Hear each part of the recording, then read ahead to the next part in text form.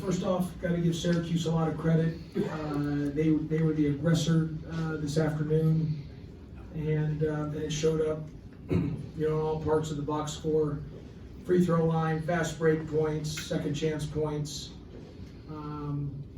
That was kind of the deal. We needed a game like this. And Moses had 17 and 9, and he had a good week this week, Moses Wright.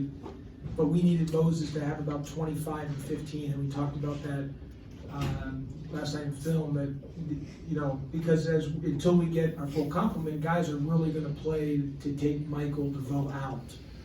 And due to some lack of shooting on the perimeter, we've got to dominate the red zone, and we've done that for the most part in all the games we've played. But today was the first game that we did not dominate the red zone, and we needed like Moses and James to dominate the red zone, and we didn't get that done today. And again, they were the aggressor, and we got, like I said, we got great young men, got good kids, good guys.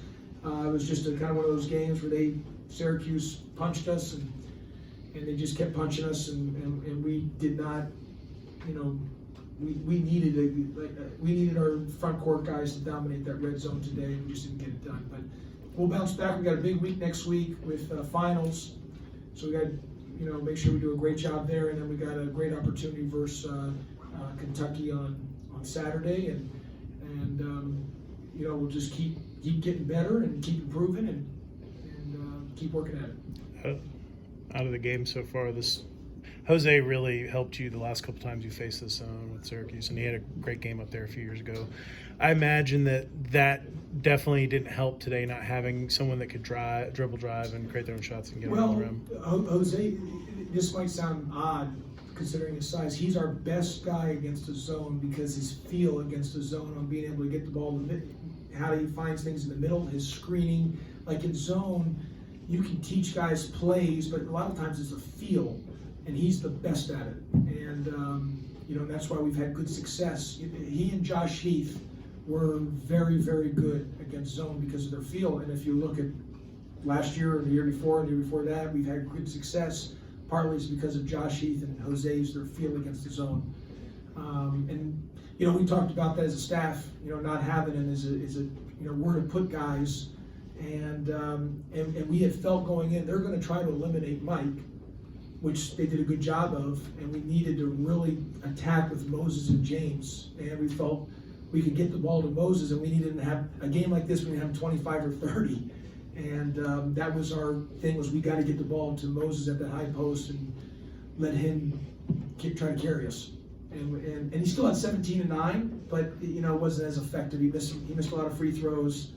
He was 1 for 5. He missed a lot of short shots. He had opportunities to get to about the 30-point mark, but overall Moses had a solid week. So, and we need James. Obviously, James didn't start a couple games. He didn't have as good as week we needed to do. So we need those two guys to get back, because that's a strength of ours. Is we've got to be able to dominate the red zone, and we throw it to those guys a lot. I mean, they're getting the ball touched pretty much every time down. So we need those guys to really produce at a high level for us. Hughes is a kid that has sparked Syracuse throughout the season.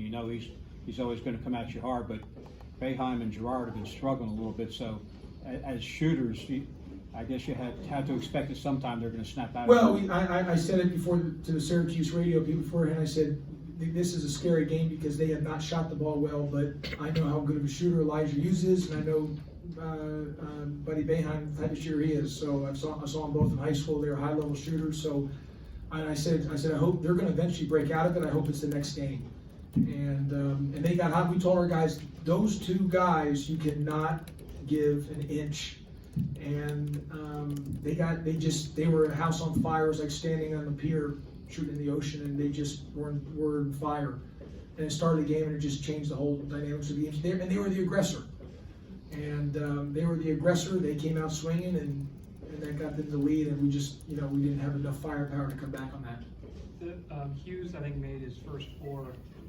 I think he did 1 in transition, but the other 3 in half court, were you okay with how they were defended, or did you like that? I mean, we needed a little more pressure, but all 3 were deep. Yeah. All 3 were past the NBA line. But you know, one of the things in zone, you're gonna get some open, you know, you're gonna get some open threes. There's gonna be some times, just whether you're getting him out of rhythm or not. And the difference between him, you know, he's a good shooter. You know, he misses one or two, he changes the whole complexion of the game.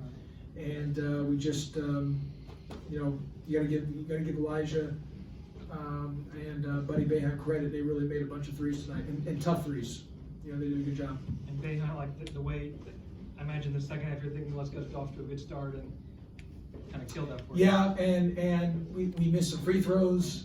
We missed a point blank. You know, we had some great opportunities. We had a great opportunity, and I really believe this, Ken. And like I said, Moses had a good week, overall solid week. We needed him to have about 30 and 15 today. You know, and we said that to the team. I mean, because they're gonna, and which they did. They shaded everything to DeVoe. And so Moses had a lot of opportunity, and we needed him and James just to dominate on a game like this. And that's okay. This is part. They're gonna, you know, Moses continue to get better, and we just, and then starting that second half, we had some opportunities. We missed some layups, a couple free throws, and Buddy Boeheim hit a tough three-er right there in that right slot area. It's sort of a drop in the bucket today, but the free throw shooting continues to be very problematic. I think 39% tonight. Yeah, you know, yeah, Kelly, it's definitely an issue. I mean, we work on it.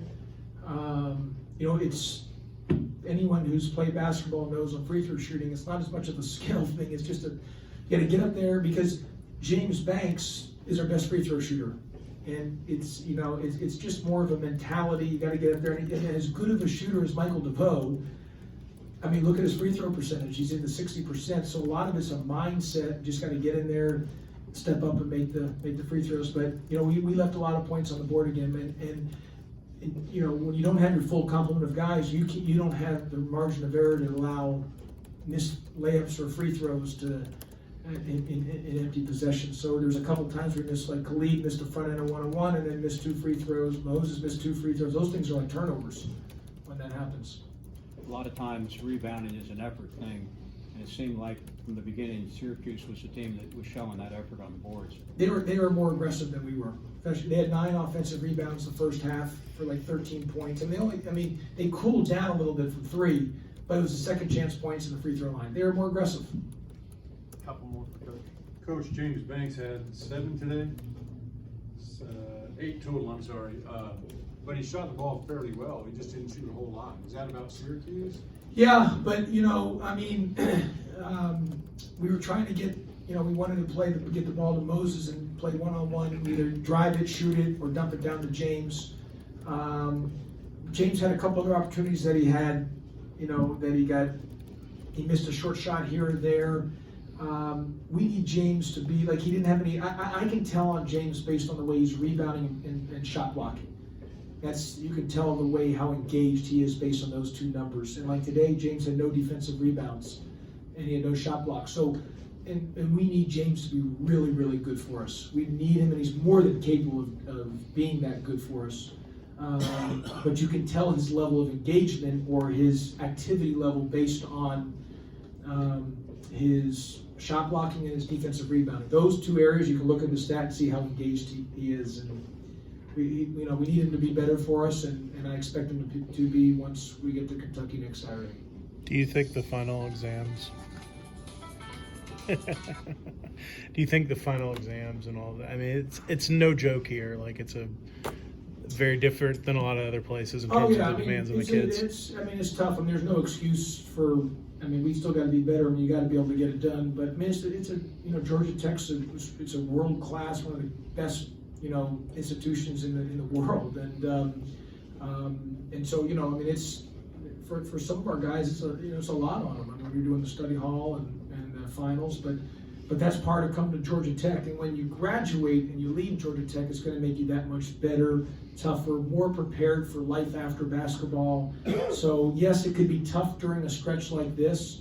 It's not easy, but the benefits far outweigh the negative part of it down the road when the air comes out of the ball. I mean, getting a Georgia Tech degree just is one of the most powerful things, and you don't really need basketball when that happens. And so that's just part of being at Georgia Tech. You got to deal with it. second half with Buddy Boehm's 3-point shooting, was that a reflection of your defense or more on him or how, or some other? No, I mean, I think he got hot, and I got to watch the tape. You know, we were a little scrambling a little more. We were pressing, trying to just generate some energy. I really think, Ken, they were the aggressor to start, but and again, like I said, with James had, you know, 0 defensive rebounds, 0 shot blocks. I mean, we weren't aggressive, and we needed a Moses type. We needed Moses about 27, 30, and 15 today. I mean, that's the bottom line, and that was the deal. We missed, you know, we had some opportunities there. They hit a couple threes, but we just missed a lot of those paint shots early that didn't allow us to kind of weather the storm. Do you feel like they were too indecisive, Moses and James? In the Yeah, I game? thought they were indecisive. One of the key words we use is you cannot be indecisive against their zone. You have to be decisive. Either once you get to the middle and you kick it out, it's got to be shot, it's got to be re-attack, or one more. You know, when I say one more, make the next pass. But you cannot have any indecisiveness. I thought the ball was sticking a little too much, and we didn't have as much ball movement as needed to be. I mean, we had 19 assists on 24 made field goals, but the ball got stuck. And you know, and for Bubba, this was new for Bubba. I mean, the size and the quickness of getting against the zone, to see him when they're flying at him. You know, he had some open threes. He said when he caught it, was just the guy was right there. But again, like I said, we needed to dominate the red zone in a game like this, and we didn't get it done in the red zone.